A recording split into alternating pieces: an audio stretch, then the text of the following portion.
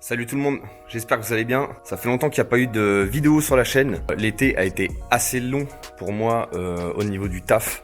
On a eu beaucoup de boulot à faire. Ne vous étonnez pas s'il n'y a pas eu de vidéo tout au long de cet été. Vous n'avez pas encore vu la finalité du van quand vous allez voir cette vidéo là. Mais ça va venir, on avait encore 2-3 petites choses à faire dessus, à le fiabiliser tout ça. Mais je fais cette vidéo parce qu'il fallait que je vous parle d'un truc. Il faut que je vous parle de ça. Donc on vient de rentrer ça à l'atelier, donc une Mazda MX-5, plus communément appelée Miata dans le délire. Il en manque un morceau, c'est tout à fait normal. Donc voilà le nouveau projet qui est arrivé à l'atelier. Donc ça faisait pas mal d'années que j'en cherchais une. Et puis j'ai jamais trop osé franchir le cap de m'en prendre une. J'ai eu différentes caisses entre deux. Et c'est vrai que j'ai pas trop vraiment appuyé sur le délire d'en choper une. Donc pour ceux qui avaient suivi, vous m'excusez, j'ai le soleil en pleine gueule. On va pas se plaindre parce qu'on en a jamais de soleil ici.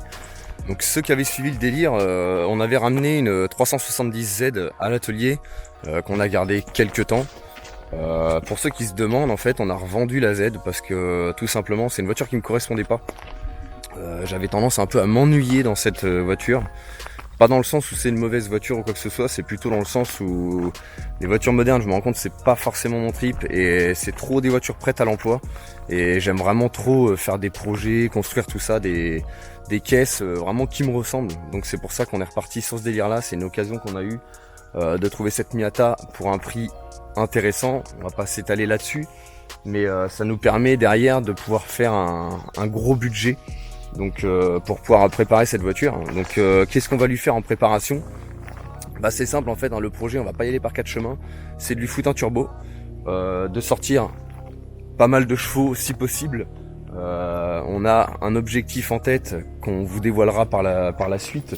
Mais en gros, dans les grandes lignes, c'est ça, faire déjà en premier temps une restauration de la voiture, parce que le châssis est en super état, mais par contre, niveau visuel et tout ce qui est accessoire, tout ça, il faut tout reprendre, parce que c'est vraiment pas ça, donc on a quand même un gros boulot à ce niveau-là, donc on va vous faire suivre ça comme d'hab avec des vidéos. Ça va être un peu plus dynamique, parce qu'on va revoir un peu la façon de faire les vidéos, on va faire ça plus à la cool. Je me rends compte que le montage, tout ça, c'est énormément de temps. Et au final, c'est pas forcément ce qui va vous faire accrocher le plus sur les vidéos. Donc on va faire ça vraiment à la cool. Et vous allez suivre l'évolution un peu partout. Donc ça va être sur YouTube, sur Instagram. On est même sur TikTok où on balance de temps en temps quelques vidéos et tout pour vous montrer ce qu'on fait. Donc n'hésitez pas à nous rejoindre sur ces réseaux-là. Et puis voilà quoi. Donc je vais vous faire le tour de la caisse. Donc là, on a un moteur 1,6 litre SV, donc moteur Mazda d'origine. Donc pour ceux qui se demandent, parce qu'il y a certainement ceux qui vont regarder cette vidéo qui vont être connaisseurs peut-être même plus que nous des MX-5. Donc c'est un moteur nylon. Donc qui dit nylon en fait c'est au niveau du vilebrequin en fait. Et donc celui-ci il se retrouve avec une poulie avec 8 ajourages. Et donc une portée renforcée au niveau de la poulie de vilo, parce qu'il y a deux types de moteurs, il y a des nez courts et des nez longs, et les nez courts sont réputés fragiles, en tout cas si on respecte pas les couplets de serrage des vis de vilebrequin. Donc voilà pour le moteur. Donc le bloc il a 76 000 km, il est d'origine à la voiture, parce que cette voiture c'est une deuxième main. Donc voilà pour ce qui est du moteur. Ensuite au niveau de l'intérieur, bien sûr c'est dans son jus, mais c'est quand même en bon état. C'est vraiment pas catastrophique, là tout est démonté, donc on pourrait se dire que c'est une épave, mais pas du tout. Je possède bien les sièges, les sièges d'ailleurs on les a entièrement nettoyés, ils sont en parfait état. Donc voilà, on va faire le tour. Donc là vous voyez rien parce que la luminosité c'est n'importe quoi. Mais en gros voilà quoi, le petit coffre de la petite bébête. Donc les problèmes principaux qu'on va devoir régler déjà en premier temps pour la remettre en conformité comme d'habitude, parce que vous imaginez bien que c'est pas si simple. Là en fait cette voiture elle a eu un choc à l'avant-droit. Quand je dis un choc, elle a juste tapé en fait au niveau des trains roulants. Le triangle a pris tarif, l'aile c'est du papier mâché et on a un petit bout de porte à redresser, donc c'est pas méchant, c'est pas grave, mais là vous allez plus vous rendre compte de la chose. Si on se met là, la roue avant gauche est bien droite, mais par contre si on se met là, tu vois ce que je veux dire, niveau strabisme c'est pas terrible. Donc on va s'occuper de ça, déjà on va démonter le triangle, on va voir ce qu'on peut faire en premier temps pour l'emmener au fameux contrôle technique et nous délivrer le super sésame de carte grise. Du Du coup tu dois te demander pourquoi je me fais chier à acheter une voiture dans cet état là entre guillemets, avec des galères comme ça et tout. En fait c'est tout simplement parce que j'aime bien le concept de prendre une voiture qui est presque destinée à aller à la casse parce que personne en voudrait, et justement la remettre en circuit mais dans les règles, parce que c'est pas mon délire en fait d'acheter une voiture comme je disais prête à l'emploi, de lâcher le gros billet et de rouler tout de suite. Moi j'aime bien travailler sur la voiture, savoir ce qui a été fait. Et là l'avantage c'est que cette voiture là en fait, comme c'est une deuxième main et qu'elle a que 76 000 km, elle a été quand même assez bien stockée on va dire, et elle a vraiment zéro corrosion importante. Donc c'est que de la corrosion de surface ou des corrosions de train roulant, tout ça. Mais au niveau châssis, elle est vraiment dans un état intact. Moi je l'ai vu sur une fosse quand je suis allé la voir chez le vendeur. D'ailleurs Mathis, hein, si tu regardes cette vidéo, je te remercie encore. Donc la voiture est vraiment en super état au niveau du châssis, donc c'est vraiment le plus important pour moi, c'est que la base soit bonne, et ensuite le reste c'est que de l'accessoire, c'est que de l'esthétique et c'est que de la préparation. Donc ça, bien entendu, c'est dans l'atelier que ça va se passer. Donc bah là je vais aller la mettre sur le pont. Je vais déjà commencer par lui mettre un gros coup de Karcher pour nettoyer tout, pour éviter d'avoir de la poussière partout quand je vais inspecter. Je vais la mettre sur le pont et je vais commencer à faire le tour du projet et des pièces à prévoir.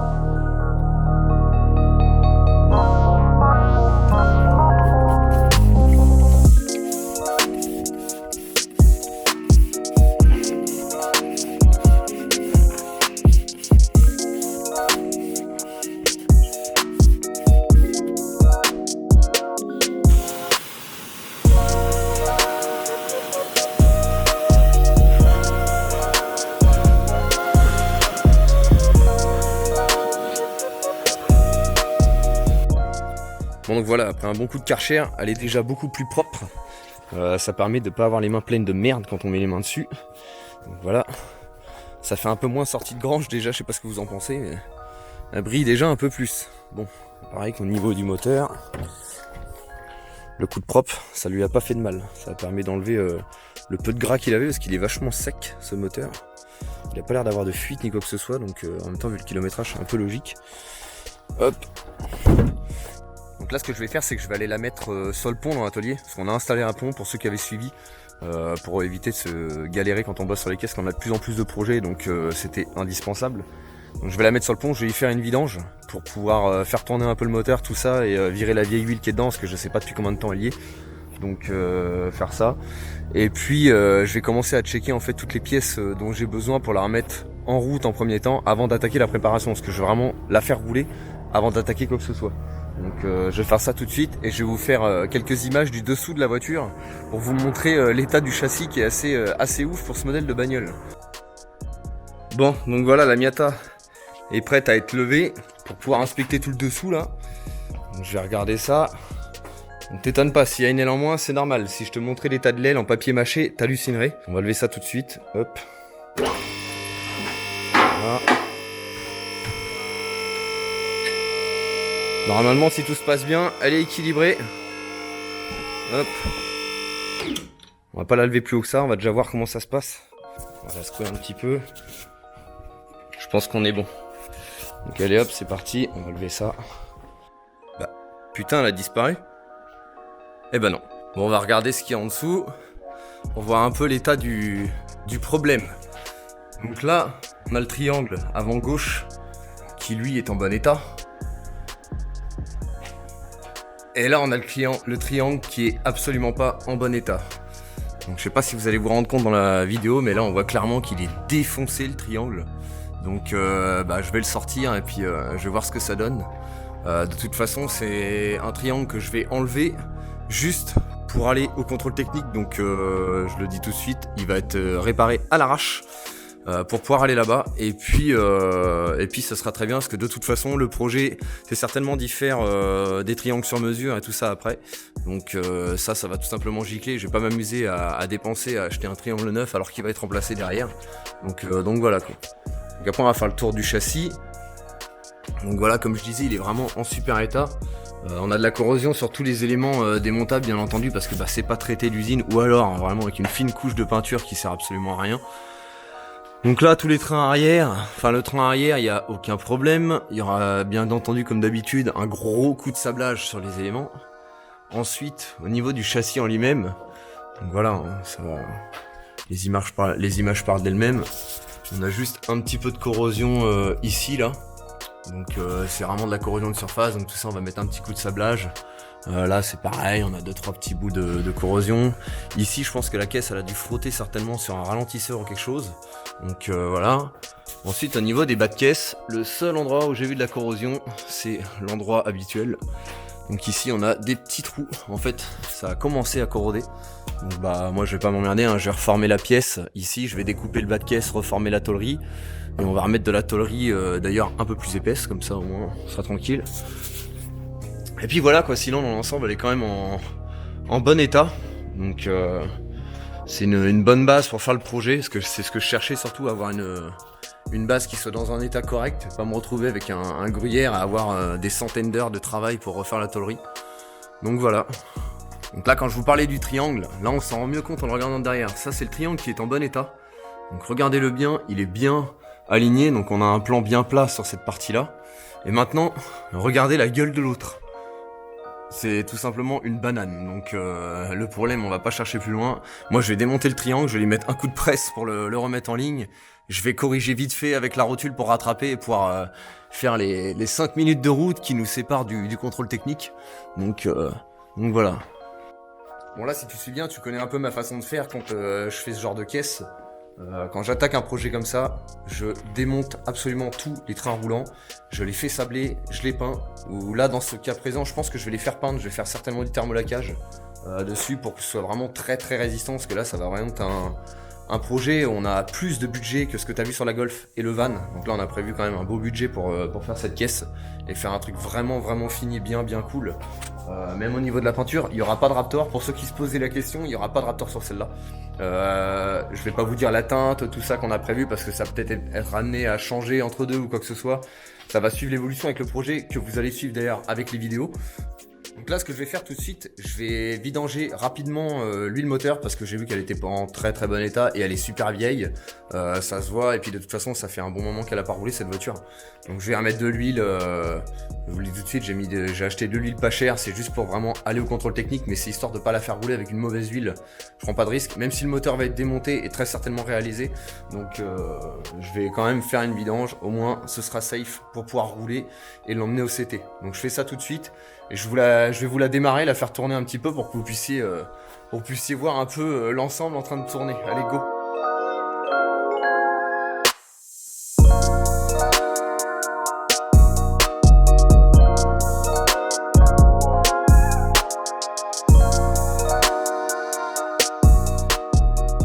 Bon, je vous laisse admirer l'état de l'huile. Donc là je sais pas si vous allez voir, mais l'huile elle est vraiment noire de chez noir. Je pense qu'à mon avis la dernière vidange, ça devait pas être trop ça à mon avis au niveau des délais entre vidanges. Donc ça va pas y faire de mal à mon avis de tourner avec de l'huile propre. Donc voilà, c'était juste pour vous montrer ça.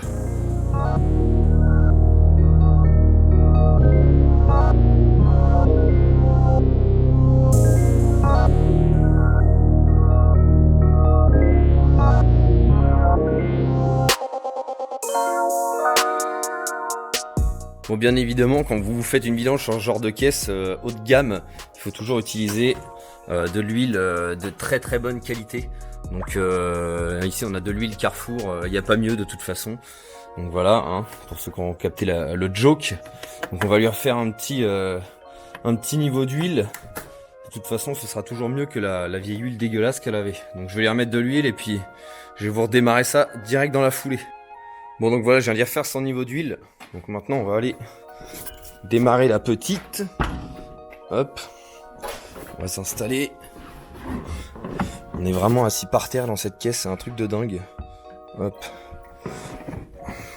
Et là normalement, si tout se passe bien. Voilà. Donc ça démarre au quart de tour. Pourtant l'essence qui était dedans, elle devait dater. Nous on a remis un peu de carburant neuf dedans.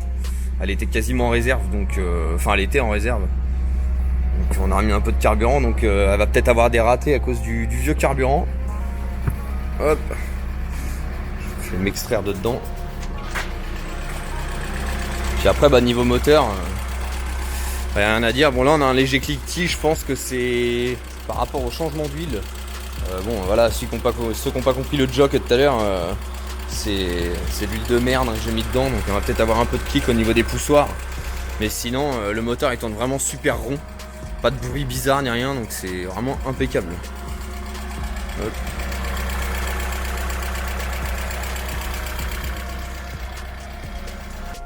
Donc voilà, je vais la laisser tourner un peu pour qu'elle chauffe, qu'elle reprenne un peu son cycle de fonctionnement. Tu vois ce que je veux dire? Et puis ça va pas lui faire de mal de toute façon vu le temps qu'elle a dû être sans tourner. Comme ça moi je vais pouvoir commencer à démonter le fameux triangle qui est défoncé et lui redresser la tronche pour dépanner au début. Et puis voilà.